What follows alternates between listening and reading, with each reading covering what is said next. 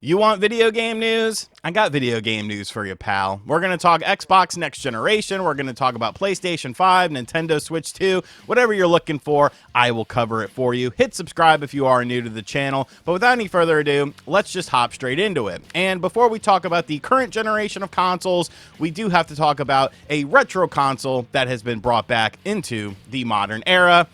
The Analog 3D. Now, obviously, I've had a rocky relationship with this console, but reviews did indeed go out today for the Analog 3D. We could finally see the system in action, how it handles games, so on and so forth. Now, of course, I didn't get an Analog 3D because they're not going to send me anything. Like, let's be realistic here. I'm not exactly a big champion of their company, but I do enjoy their products. Like I said, there are multiple reviews out there. They have now shipped these systems or started shipping the systems as of today, which, if you think about it, it's like, what's the point of reviews if you can't buy the thing? Like, you can't order one now. It's just if you already have one, you're getting one. But I don't know. It doesn't make much sense to me. I recommend checking out GameSack's review of the Analog 3D. Joe, of course, does top-notch work when it comes to stuff like that. Thinks about things that maybe you or I don't think about. And I even cameo in that video a couple of times. So, you know, I guess that's kind of my review of the unit. I'm still excited to get mine. I, of course, still will be doing a review as there are several things I want to test out that at least I haven't seen other people test out in their reviews yet. I haven't watched all of them. But let me know in the comments, did you end up getting an Analog 3D? Did you manage to pre-order one? Did you cancel your pre-order? Because now it does seem like it's finally coming out. So I guess we have to be excited for this. And I mean, buy the Art of N64 Wrestling Games book as well to prepare you for all the excellent N64 wrestling games you can play. Link in the description box down below. Next up, we're going to talk about good old Xbox. Because Xbox, I mean, you know, it's been interesting. It's been interesting to say the least. Not exactly the best year for the Xbox brand, with various lies and price increases across Game Pass and consoles and stuff like that. But it definitely feels like Xbox has kind of just moved on from the current generation that we are currently in. A lot of currents there. The Xbox Series X and S haven't exactly lit the world on fire, which is kind of weird because the Xbox Series S used to be a really good deal as far as the performance and the power that system got. And yeah, it was an all-digital system, but I thought it was a pretty neat system. I, of course, got this Series X because, I mean, I had to do a video on it when it first came out. And I don't hate the Xbox Series X. I don't hate Xbox. It's just frustrating because they seem to be making some bizarre decisions along the way. Well, Sarah Bond is still on her little public relations tour. Now she's done an interview with Fortune magazine over on the YouTube sphere, which only has 254,000 subscribers. So technically I'm bigger than Fortune magazine on YouTube. Now I'm sure there's other facets of Fortune, different YouTube channels, but at least the one that Sarah went on, I'm bigger than them. So come on my show, Sarah. We can talk. You know, I'm a nice guy. Kind of. But Sarah did indeed talk about the future of Xbox when it comes to the next generation of consoles, and she said the following when asked about what Xbox is looking at when it comes to hardware.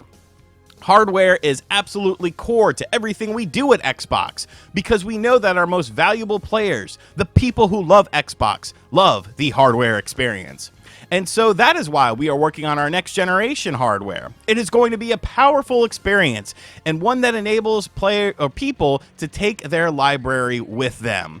So some interesting things to take away from this. Obviously, saying you love the it's very hard for me to believe that you love the hardware sphere when you just show that you don't. If everything is an Xbox, then nothing is an Xbox. Like, I am still not a fan of that marketing. Obviously, that marketing has not worked out well for them whatsoever. Like, it hasn't made Xbox become a more relevant thing. If anything, it's become more of a meme to say things. Now, there are diehard Xbox people who do love the branding, but I'm not one of those people. But a powerful experience when it comes to the hardware side of things and enables people to take their library with them. Now, on the surface level, you can just look at that and be like, oh, Well, it's your Xbox library. And, depending on a disk drive for this, I think that remains to be seen. But obviously, there are some strands of DNA of Steam and potentially other storefronts being on this system, which makes it very interesting because the Steam machine is coming out in early 2026, which will allow you to essentially do this same thing. Now, I'm sure the next generation Xbox system is going to be a more powerful experience than the Steam machine and the Xbox Series X and even the PlayStation 5 Pro. But at what point do you start to realize, like, power doesn't really matter? What's the weakest system on the market right now is selling the best of all time. It's the fastest selling system with the Nintendo Switch 2. The power race hasn't really worked in some companies' favor because you get to the, diminishing returns and stuff like that. And I think focusing on so much power along with having your library of essentially Xbox games and more than likely Steam games transfer over, that just screams dollar signs to people. We don't know how much the Steam machine is going to cost, but if it comes in at a competitive price point, I think it does kind of take some of the air out of the sails of what Xbox is trying to do with their next generation console. Yeah, it's an Xbox, but it's also a PC. But then you could just play your PC or your Steam machine and get kind of the same sort of experience that you would with Xbox. So I don't know. I think we need to see this thing sooner rather than later. Like, I think, expectations are very high for this system when it comes to, a power jump and stuff like that. So I think we need to see this system sooner rather than later. Now, Xbox is doing a developer partner showcase on the 20th. There's not going to be anything there, but I will be watching that. But I want the best for Xbox. I love competition. I think competition makes things fun, and when you don't have competition, everything becomes stagnant. What do you think about Sarah Bond's comments about the next generation of Xbox hardware, and what sort of price point do you see with this? Let me know in the comments down below. And finally, the PlayStation ponies aren't going to like this story. They're not going to like this story. But, I don't think it's necessarily a bad thing because it goes into what I just said.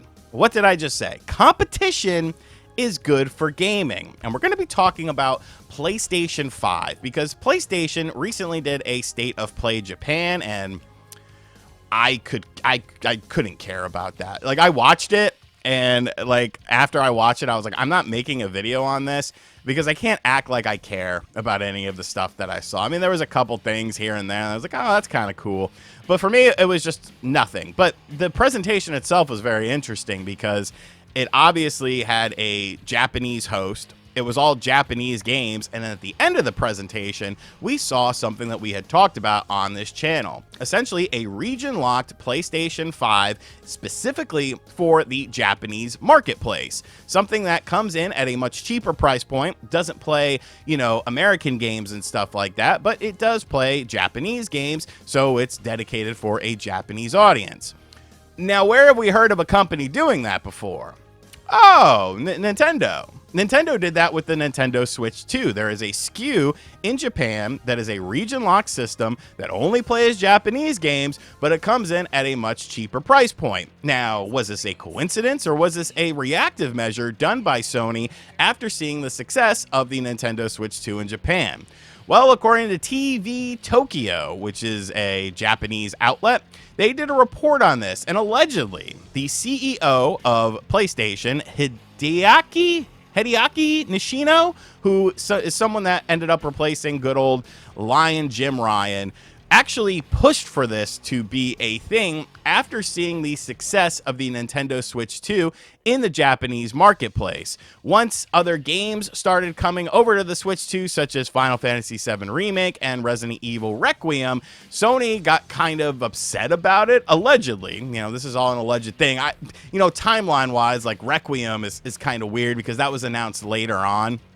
But allegedly, the CEO of PlayStation was not happy with this and pushed for this and decided we need to make a Japanese-only SKU console to combat the success of the Nintendo Switch 2. Very interesting because obviously both Sony, with the PlayStation 5 and the Nintendo with the Nintendo Switch 2, they're kind of in different lanes, but some of the lanes are starting to cross over a little bit.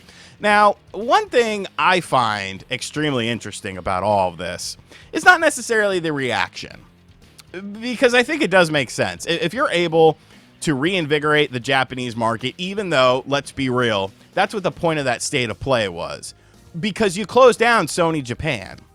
You focus on a Western audience now with your heavy narrative driven games and very American themes and stuff like that. It's obvious you don't show much love to the Japanese market anymore, but now you're wanting to captivate that market once again.